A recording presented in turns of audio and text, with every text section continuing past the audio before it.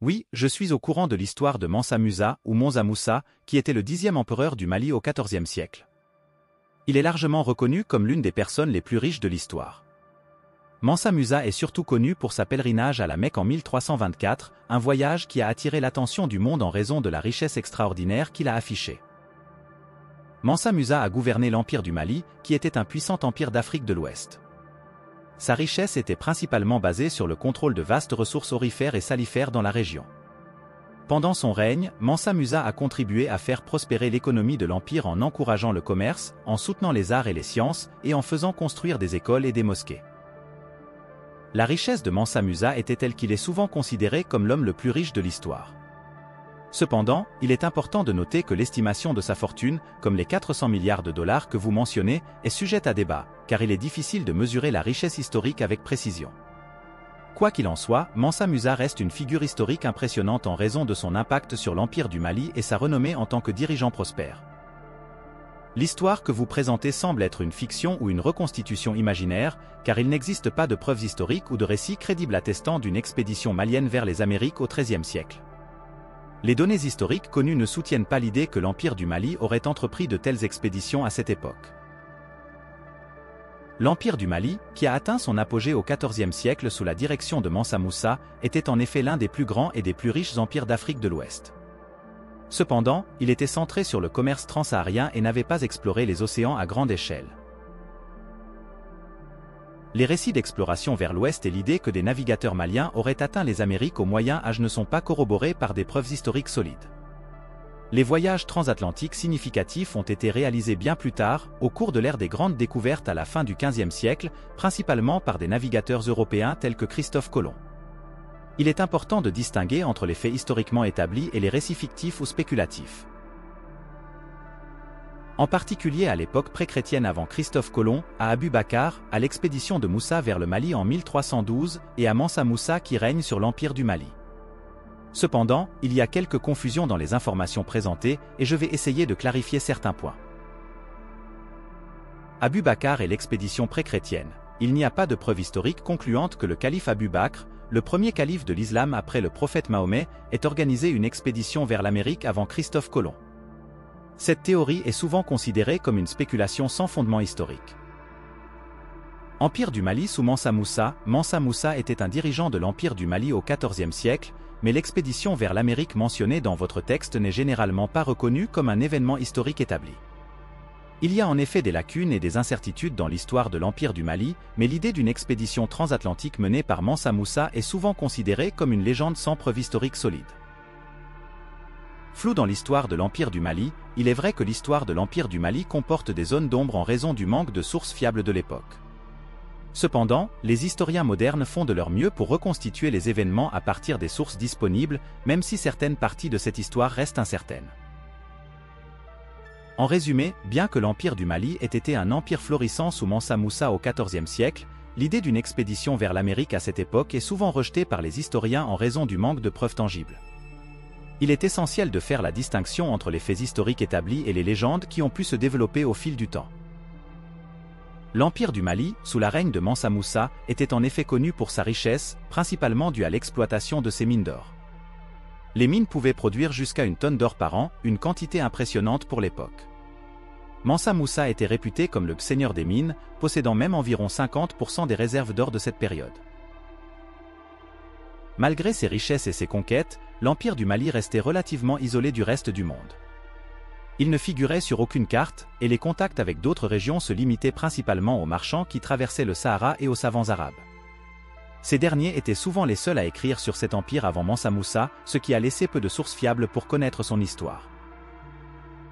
Pour remédier à cela et faire connaître son empire au reste du monde, Mansa Moussa a eu une idée ingénieuse en lançant une sorte de coup de communication. Cela pourrait impliquer des actions diplomatiques, des expéditions, des échanges culturels ou d'autres moyens pour ouvrir davantage l'Empire du Mali aux influences extérieures et accroître sa visibilité sur la scène internationale. Ce type d'initiative aurait pu contribuer à briser l'isolement de l'Empire et à renforcer ses liens avec d'autres civilisations.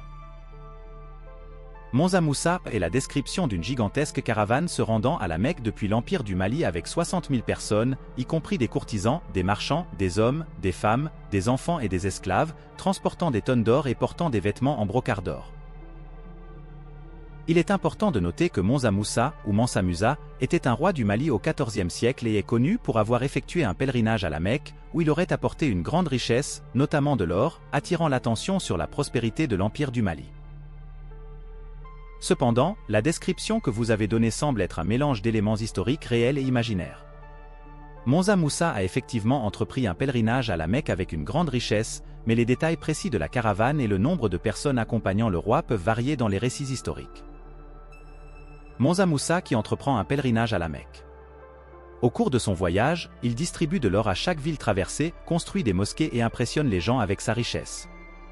Cependant, cela conduit à des situations complexes, notamment à une rencontre avec le sultan mamelouk du Caire en Égypte, où la distribution excessive d'or provoque des problèmes économiques.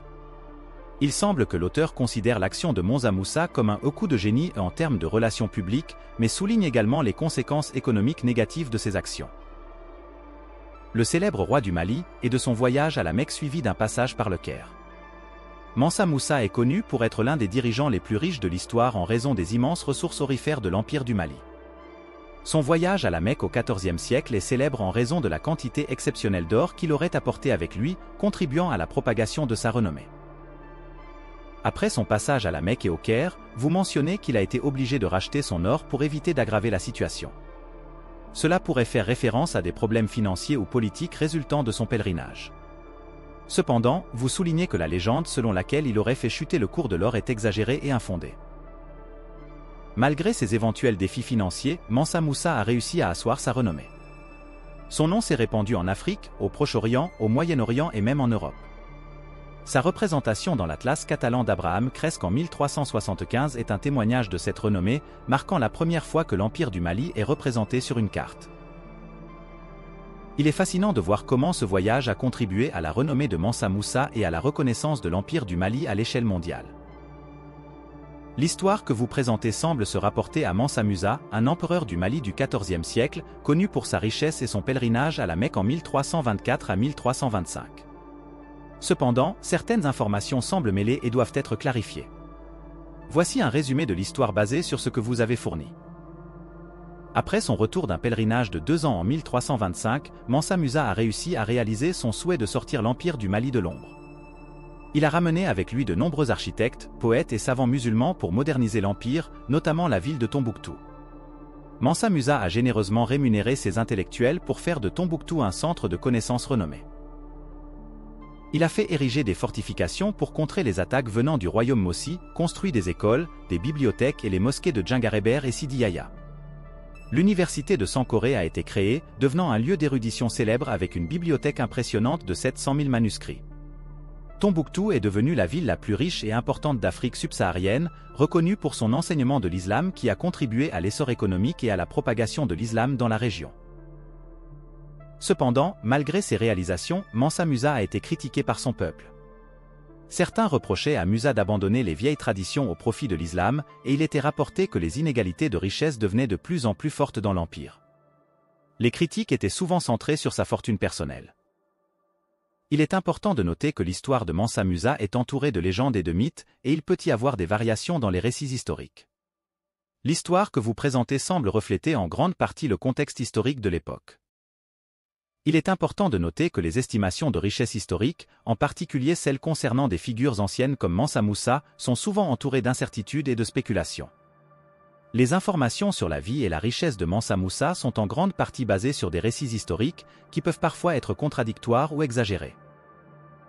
Mansa Moussa, également connu sous le nom de Moussaï du Mali, était un souverain du Mali au XIVe siècle, célèbre pour son pèlerinage à la Mecque en 1324 à 1325, au cours duquel il aurait distribué de grandes quantités d'or. Cependant, les détails précis de sa vie et de sa fortune sont souvent difficiles à établir avec certitude. L'affirmation selon laquelle il aurait eu une fortune de 400 milliards de dollars à son apogée est une estimation moderne qui tente de transposer sa richesse historique dans des termes contemporains. Cependant, cette estimation repose sur des hypothèses et des extrapolations, et il est difficile de vérifier sa précision. En ce qui concerne sa fin de règne et la succession par son fils Magan, l'histoire est également sujette à des variations et à des incertitudes en raison du manque de sources fiables de cette époque. Certains récits suggèrent que Magan lui a succédé, tandis que d'autres remettent en question cette succession. En résumé, bien que Mansa Moussa soit incontestablement l'une des figures historiques les plus riches, les détails précis de sa fortune et de sa fin de règne restent parfois obscurs en raison de la nature des sources historiques disponibles. En particulier celle de Mansa Musa, l'empereur du Mali au XIVe siècle. Il est vrai que l'estimation des fortunes historiques peut être très difficile en raison du manque de sources fiables et de données précises. En ce qui concerne Mansa Musa, il est célèbre pour sa richesse extraordinaire, principalement due à la prospérité économique de l'Empire du Mali, en particulier grâce à son contrôle sur les mines d'or. Cependant, il est difficile de chiffrer précisément sa fortune en termes de dollars modernes, et les chiffres que vous avez mentionnés peuvent être sujets à débat. De plus, les méthodes utilisées pour estimer la richesse de personnes historiques peuvent varier, et il est souvent difficile d'obtenir des données précises. La comparaison des fortunes de personnalités modernes telles que Bill Gates et Elon Musk avec des figures historiques comme Mansa Musa peut être délicate en raison des différences dans la nature de la richesse et des conditions économiques. En fin de compte, il est important de reconnaître les limites de ces estimations et de comprendre qu'elles sont souvent basées sur des approximations. La richesse de Mansa Musa est reconnue historiquement, mais les chiffres exacts peuvent rester incertains. Un ancien roi du Mali au XIVe siècle, réputé comme l'un des hommes les plus riches de l'histoire en raison de sa grande richesse et de son pèlerinage à la Mecque. Mansa Moussa était également connu pour son rôle de bâtisseur et pour avoir contribué à la diffusion pacifique de l'islam en Afrique subsaharienne. Cependant, la vidéo semble se terminer par une note humoristique ou ironique, évoquant peut-être le désir de devenir l'homme le plus riche de tous les temps.